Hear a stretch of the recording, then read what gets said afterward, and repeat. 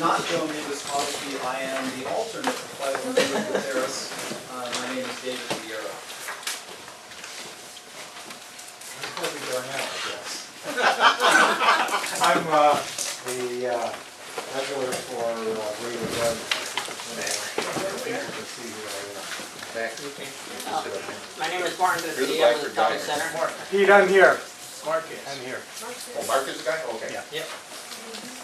Charles Lauer with Winchester CNAC. I'm Angulo representing 13th Street, not officially the representative, but very close. The officially the representative, nominated.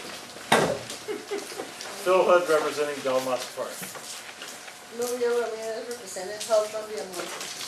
Mark Ward representing Blackford. Steve Navarro representing K.O.N.A. now. I'm not Belinda. You're not that. Steve Klein representing Burbank, Belmont, and Pete Colstead with Market Almadale. Okay, let's, He can, I can you sit can move wherever this I want. It's Emperor Kelly, you have to do what he says. Come on. This is like 24. Someplace there is a sign-in sheet. And, okay, just pass that around. If your name's already on there, just take it off. If you're from Washington and I couldn't read your name, there's some yellow sheets on the back side that maybe you can translate for me. If you're new, just add your stuff down at the bottom. Deb Harkness, would you like to give us the SNI update? Oh my gosh. Okay.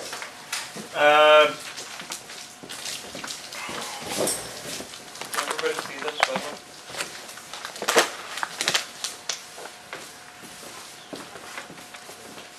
If nobody objects or their parole officers aren't involved, I'm just going to record this so we can throw it up on the internet. Able to refer to it. Were you recording? Oh, great. Good evening. I'm Kim Harkness with Strong Neighborhoods, and I've been told to loosen my tie so I don't look quite as uptight as I actually am. So I'm going to try that and see if it works. Question I had to you all before I get started is, did you want me to dive into the agency budget? You had that on the agenda, I believe, in bold, bigger font. So if I just start with that and just go from there. So I want to hand out, grab one for myself, and then I'll shoot it down both ways. There should be enough for everybody at the table and everybody in the audience. It shouldn't be so high. So, I'm going to start out by acknowledging this has been a really tough day for those of us in the redevelopment agency of Strong Neighborhoods. We have a series of layoffs today that took place with the redevelopment agency. We lost 14 filled positions and 7 vacant positions in the agency total, which brings us down to 62 positions in the redevelopment agency. Back in the day, just as recently as a year and a half ago, we had more like 120 positions. So we're about half the size of the redevelopment agency in terms of personnel as we were as recently as about 18 months ago. 2 of those positions, unfortunately, were in Strong Neighborhoods, and they were both filled positions, and they were both filled with very good people. So we said goodbye to them professionally today, though we will still stay connected with them as people. And I just wanted to start off by having an acknowledgement of that loss. Who are they? It was Sal Alvarez and Jennifer Ken Luck. Wow. So Alvarez is gone from the city altogether. And those of you who know both of those people know that they are good people. I hired Sal. I promoted him. I promoted him again. I've known Jennifer since she was a community activity worker and have mentored and supported her and her promotions all along the way. It is the last thing I want to do as a director, is let people like that go out the door. So I just want to take a moment to acknowledge that.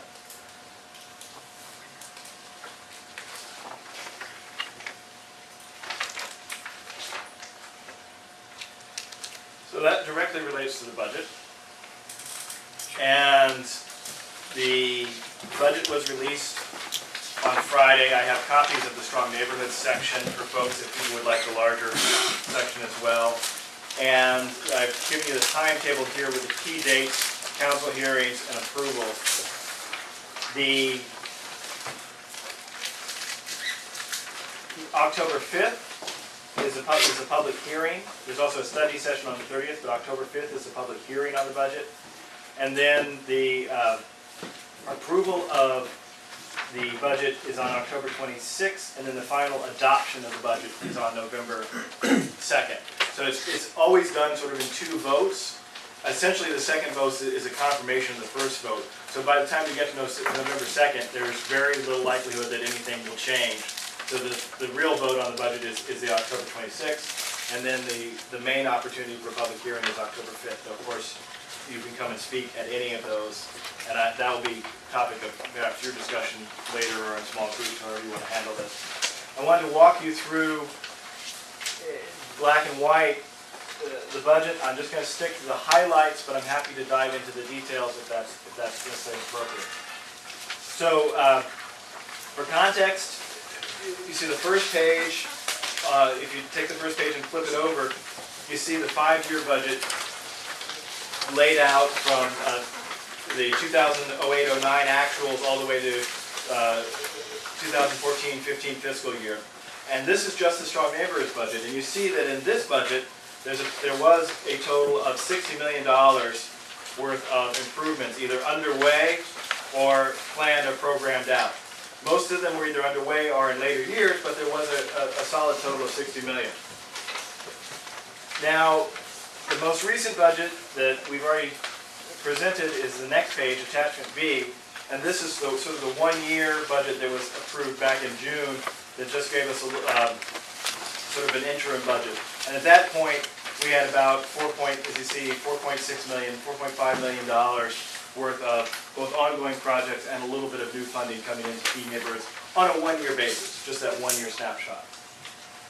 Now, if you turn to the last page, you see the summary sort of the proposed budget that's going forward now. The key column to look at is really the proposed revised, and that's the funding that's available for this year. I'll start there and then I'll look at the two columns out. Notice this is a 3-year, not a 5-year, and that's because of the uncertainty in the budget. So there is no 5-year budget that's being projected. We've kept track of all of the things that are in those out years, so we haven't lost them. And anything that isn't in here has been moved to those out years in our tracking spreadsheets. A couple of key things that you'll see in here.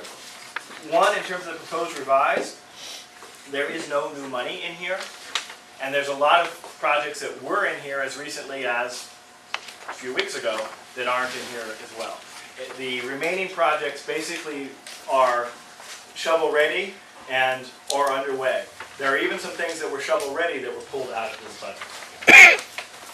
The other line items I want to draw your attention to are number 9 on this one, attractive neighborhoods. That's bureaucratic speak for enhanced code enforcement. Last year we spent over $1 million on enhanced code enforcement. This year we're going to spend over $600,000 on enhanced code enforcement. And we've talked here about how we want to focus that in a more responsive way to neighborhoods. But as you can see, the next 2 years, that line is zeroed out. Similarly, on line 11, City Manager's Office, SNI team. The City Manager's Office, that's where it resides. This is actually all field staff with the exception of half of my salary. Last year, we had $1.4 million in this line item. You remember the city side layoffs. A lot of that was a result of this. We're down to $704,000. And this isn't the fiscal year, so this takes us until July 1 of next year. Next year, that figure is slated to be cut in half, and the year after that, that zeroes out. And then the last one, City Attorney's Code Enforcement Support. City Attorney's Office used to be $400,000. This year it's $100,000. We are re-engaging them again in a more focused way and hope to get our money's worth out of them. However, as you see, next year that zeroes out, and the year ahead of that, that zeroes out as well. So that's a really, really dire budget. This is not the entire Strong Neighborhoods budget. There is a city side to this, approximately $4.7 million, which carries at this point the bulk of the staffing is carried on that line item, and that will carry that staff for 2 years. But what you see here is we have 2 years, an incomplete 2 years of work. So I want to mention something so put this in context. and is something that I think is going to be very important for you all to consider and to take leadership in. We have a proposal that we are beginning to work on that would look at the idea of taking tax increment in the strong neighborhoods area. Now let me back up on that and explain some of the bureaucratic jargon a little bit. Currently, the way strong neighborhoods is financed is we collect property taxes, no, not additional property taxes, but property taxes from within the normal property taxes that are paid. We typically use that to buy bonds, and then we do the investments in the neighborhoods, capital projects, staffing, what have you. Right now, about 90% of the tax increment from the redevelopment agency, and therefore about 90% for strong neighborhoods, comes from North San Jose. Cisco, for example, has approximately $6 billion worth of real estate in North San Jose that they own. So much of the property taxes comes from Cisco and the top 25 employers in North San Jose. Zero of the dollars spent in strong neighborhoods come from strong neighborhoods. When we adopted this as a redevelopment area, we opted not to collect tax increment from it. Instead, we took it from what we call the merged area and moved it in. So one of the ideas that we are exploring, and I think you're going to be very interested and involved in as we go forward, is what if we go ahead and take tax increment from the strong neighborhoods area. Now I want to make one thing clear. That's not a new tax, so that you would not be paying any additional dollars than what you are doing now. It is, however, a redistribution of taxes. So in the future, the folks like the school districts or the county and the city would get less money, and the redevelopment agency, strong neighborhoods, would get more money. So there's a trade-off. It's not a perfect win-win situation. The idea is that that would then allow us to begin to fund at a very significant level, not only the staffing, but as importantly, the projects and the work in strong neighborhoods. If we decide to go that option, it would take us at least a year to put that in place. We'd have to amend the plan and do a plan amendment process. And then after that, we could begin collecting tax increment on a regular basis. The idea then is these 2 years would be a bridge toward that tax increment and a bridge toward the future of strong neighborhoods. And I think those of you who know me, who've worked with me, know that I am both a pragmatic and an optimistic person. Pragmatically, I don't see any other alternative for creating a stable financing structure for strong neighborhoods. I don't. Now, one thing we'll be clear about is people tend to do linear forecasts. So back in the boom years, people saw 3 dots and they went, oh, it's going to get better forever. And now people see 3 dots that look kind of like this and say it's going to be terrible forever. Well, it's not. It will be a trough, will come up, things will get better, money will flow back into the coffers of the redevelopment agency. But that alone is not going to be enough to carry us out of and back into where we need to be.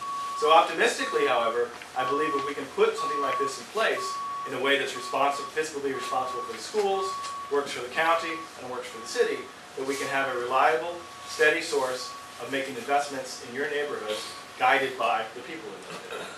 So that's an awful lot to digest in one gulp, but I wanted to put both the budget in front of you and the idea of where we think the bridge to the future is. Because without that bridge, this is indeed a very, very bleak budget. Excuse me. Speaking up on behalf of the schools, how can you take more out of the schools? I mean, you just said... Let me talk about that. And it's just... The schools, there are approximately 19 school districts in the city of San Jose. Within strong neighborhoods, I don't have the exact count yet, but we have many of those school districts.